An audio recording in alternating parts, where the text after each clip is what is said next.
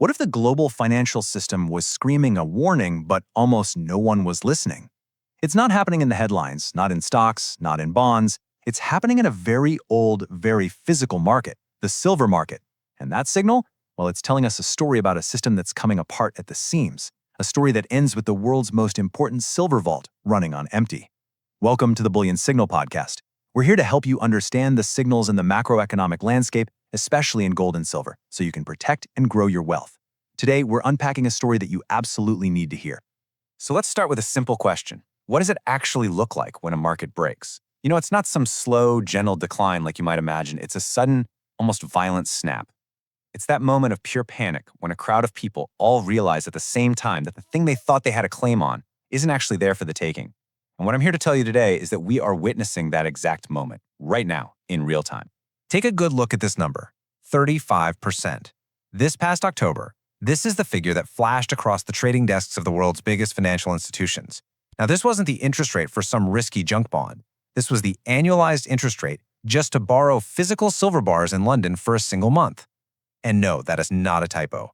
35%. That's not a market signal. That's a fire alarm going off, screaming that the building is running out of physical metal. Now, to really grasp why that number should send a shiver down your spine, you need to understand a little term called the lease rate. The simplest way to think about it is as a rental fee. Imagine you're in a big city and you need a rental car. If there are thousands of cars sitting on the lots, the fee is going to be pretty cheap, right? But what happens if there's a massive convention and there's only one car left in the entire city and 10 people are desperately trying to rent it? That fee doesn't just go up a little, it explodes. It goes to some absurd number.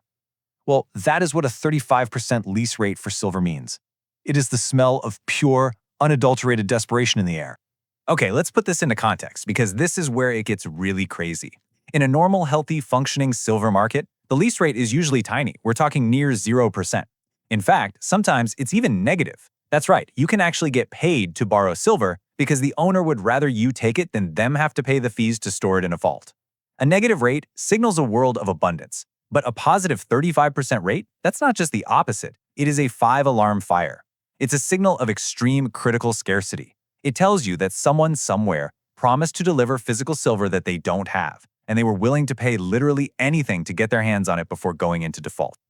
So this brings us to the very heart of the problem, the why behind the panic. The reason for this desperate scramble is that London, which acts as the central vault and clearinghouse for the entire planet's silver market, is being systematically drained of its physical metal. The shelves are going bare.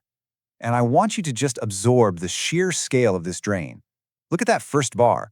Back in April of 2020, the vaults in London were holding nearly 36,000 tons of silver, a massive stockpile.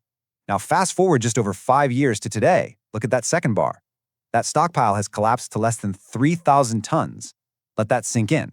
The world's central piggy bank for physical silver hasn't just been tapped, it has been almost completely shattered.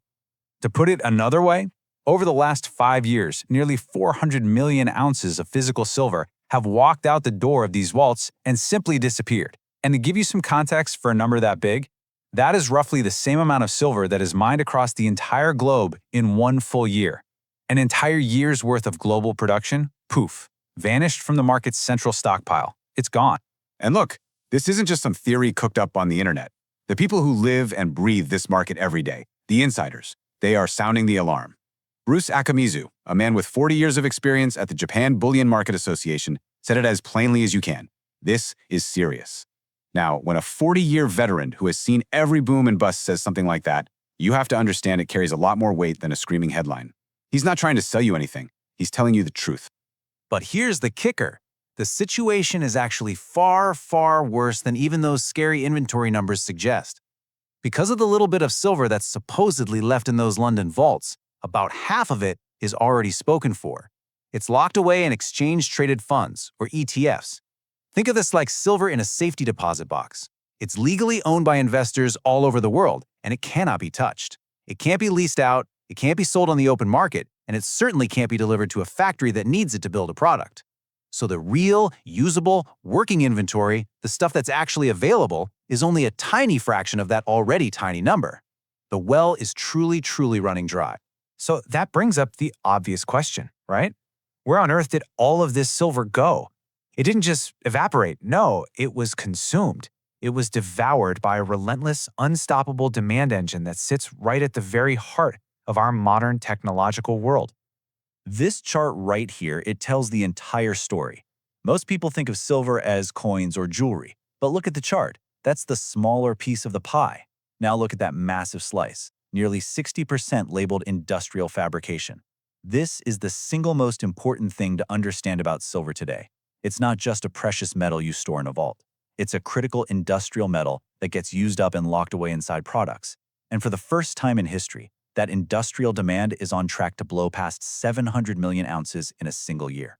And this isn't demand for things we can do without. This is demand from the biggest technological revolutions of our lifetime. The green energy transition, it requires hundreds of millions of ounces for solar panels, the switch to electric vehicles, every single EV needs silver for its electronics, the explosion in artificial intelligence, that requires unimaginable amounts of silver to build the thousands of new data centers.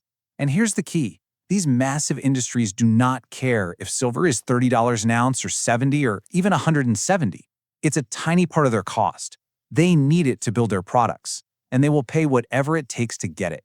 They are price insensitive. And look at what this relentless demand has done. Between 2021 and 2025, the world has consumed 820 million more ounces of silver than all the mines in the world were able to produce. That is the cumulative deficit. And that metal didn't just move to another vault. No, it was put into solar panels on rooftops, into the dashboard of your car, into the servers that run the internet. It is, for all practical purposes, gone from the market forever. And every single year, that supply hole just gets deeper and deeper. Okay, so just to recap, we have a crisis of vanishing inventory in the world's central vault. We have a crisis of unstoppable industrial demand chewing through that inventory. And now, just to make things interesting, a third and perhaps the most powerful factor is about to hit the market. A massive supply shock, engineered by the single most powerful player in the entire silver space, China. Now, this is not a forecast. This is not a guess. This is official government policy. Back in October, Beijing announced brand new rules for exporting silver. And starting on January 1st, 2026, which is just days away now, getting refined silver out of China is going to become extremely difficult. They are putting a gate up, and they're about to lock it. This isn't just closing a door. They are effectively building a wall around the world's most critical silver supply. So why does this matter so much? Because China isn't just a big silver miner. More importantly, they are the world's silver refinery. They process and control between 60 and 70% of all the refined silver that industries actually use. So silver that's mined in South America often has to pass through China before it can be used in a circuit board in America. By putting these controls in place, China has grabbed the ultimate choke point on the entire global supply chain.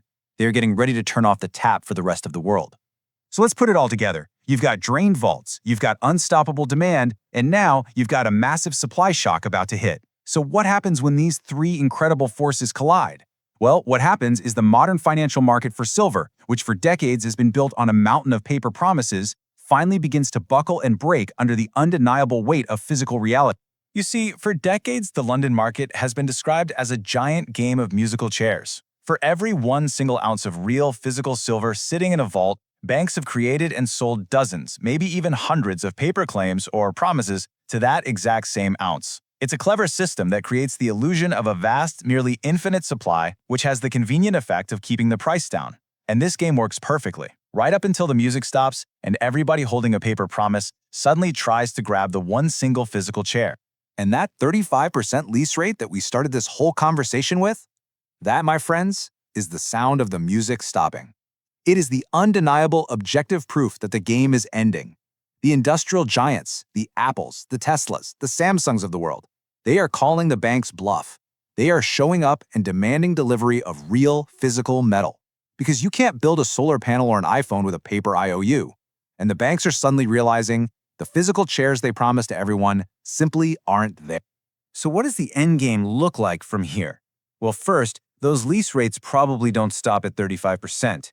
They could spike 50%, 100%, or even higher. At some point, banks will have no choice but to declare force majeure. It's a legal term, basically an act of God clause, where they just admit they cannot deliver the metal they promised. They'll try to settle all their paper contracts with cash, but at a price that they decide is fair. And in that moment, the official spot price of silver that you see on your screen becomes completely meaningless. The true price will be discovered in the real world, between a desperate buyer and a seller holding actual physical metal. And that price, untethered from the paper market, is likely to go vertical. So let's just quickly summarize the anatomy of this entire crisis, because it's so important to see how the pieces fit.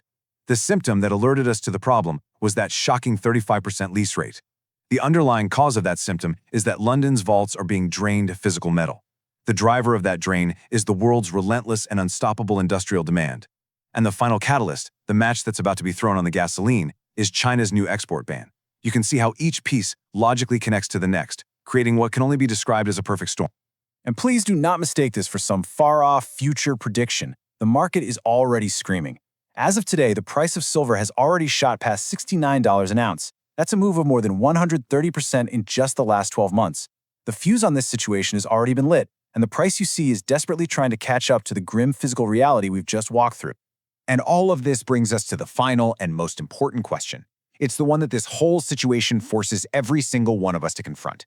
When a global market for a commodity that is absolutely essential for our entire technological world, when that market runs out of physical supply, what is the real price? Who gets to decide what it's worth? And what happens to everyone left holding a paper promise when physical reality finally and brutally takes over? That, unfortunately, is what we are all about to find out. Thank you for tuning into the Bullion Signal Podcast. If you found this analysis valuable, please take a moment to like, share, and subscribe to our channel. It helps us get these important messages out to more people. We'll be back soon with another signal from the market. Just a quick reminder, this content is for informational and educational purposes only. It is not financial or investment advice. Please do your own research and consult with a professional before making any investment decisions. You are solely responsible for the choices you make.